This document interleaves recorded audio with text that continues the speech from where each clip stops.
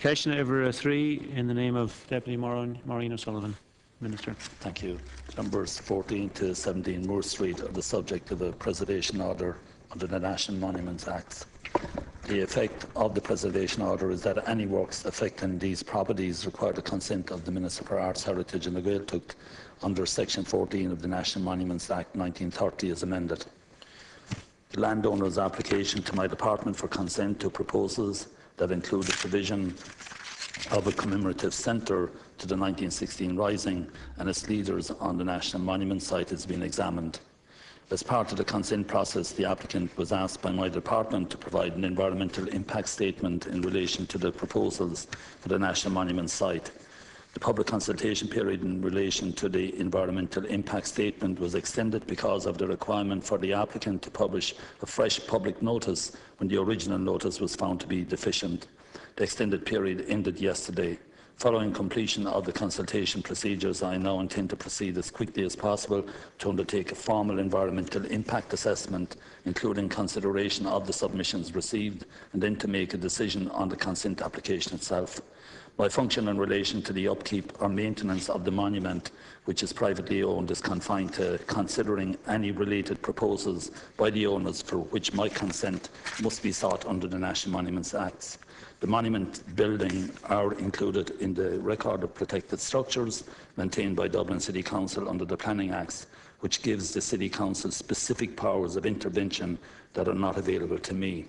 However, from time to time, my consent has been sought and given under the National Monuments Act for necessary maintenance and repairs. This includes, most recently, essential stabilisation work for the building facades. Thank you. Minister. Deputy O'Sullivan. Okay, thank you, Minister.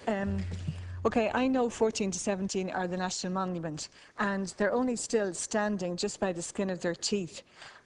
And what's happening now, you know yourself that what I would like and what the Save Moore Street and the relatives would like is to see that area as a historic quarter. And if we look at the Venice Charter and apply that to 14 to 17 Moore Street, we can see that the monument at those numbers, it's more than a standalone entity, that it has to be, and it is linked to the surrounding environment. Now, part of that environment is the historic laneways and the terrace of Moore Street. It's also linked with the street trading tradition that's synonymous with Dublin.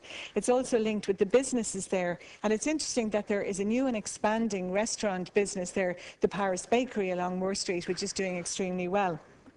It's also linked with what could be the potential for housing there, maintaining the facade of the terrace, but an organisation, a housing association like Habitat for Housing, that's their remit, is to go in and take over derelict buildings. So there's a huge potential there that the whole area could be preserved as a historic quarter in a way that's fitting and a way that acknowledges the heroism and the contribution of the men and women of 1916. Now, the point is that at the moment 14 to 17 are in a dilapidated state, and that dilapidated state is worsening all the time. So the developer is failing in their duty to maintain that the 14 to 17, the monument. So I think there's an onus on the Minister to take 14 to 17 into state care under the auspices of the National Museum.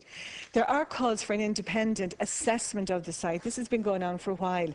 There is the report, the National Museum report, the archaeological report, which we're still waiting to see. Now, on another related matter, the developer wants to develop the site. Included in that is 14 to 17. The developer is a NAMA.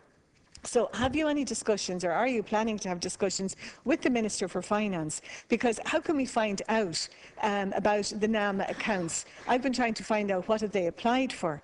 Because if they're in NAMA, how are they going to do this work? So I think there's an awful lot of dots that have to be joined up, and they seem to be getting further and further apart as time goes on, Minister. Thank you, Deputy. Minister. Well, I'm sure the councillors or the Deputy is very much aware that it's Dublin City Council that have responsibility for the structure and stabilisation of the buildings. All I'm asked is my consent, which in this case I'm asked by the developer, my consent to see if the works are suitable for that site. So you should be directing, I think, your request to Dublin City Council as regards the fabric and the structure of the buildings. I think that it's very important to point that out. Again, just to remind you and to repeat, I've been asked to adjudicate on whether the proposal for 14 to 17 is suitable for the National Monument site. All of the consultation has now taken place, and now I will be making an assessment on both the statement submitted by the landowner and also observations by Dublin City Council and others as well. So I'll be making that assessment, and assure you, Deputy, that I want to reach that determination as soon as possible, and I will be doing that. And I would hope that would be obviously before we end this stall term in July. I acknowledge the role of Dublin City Council on this, and I still can, fail to believe how they could possibly have sold over that particular area to a developer. And I've said that more than once. I'm just wondering, can you refuse consent to buildings in the vicinity of the National Monument? Can the developer build over it and under it and around it in a way that's totally inappropriate to the monument? And my other point is about the environmental impact statement. It's not available online, and I'm just conscious, say, for example, of Father Joe Mallon, whom I understand is the only surviving direct relative of one of the people who fought in the Easter Rising. He's in his 90s, he's a priest in Hong Kong, so how could he possibly have an input into the environmental impact statement? And others who are outside the country as well, if it's not online. Thank you, Deputy. Very briefly, Minister, in reply.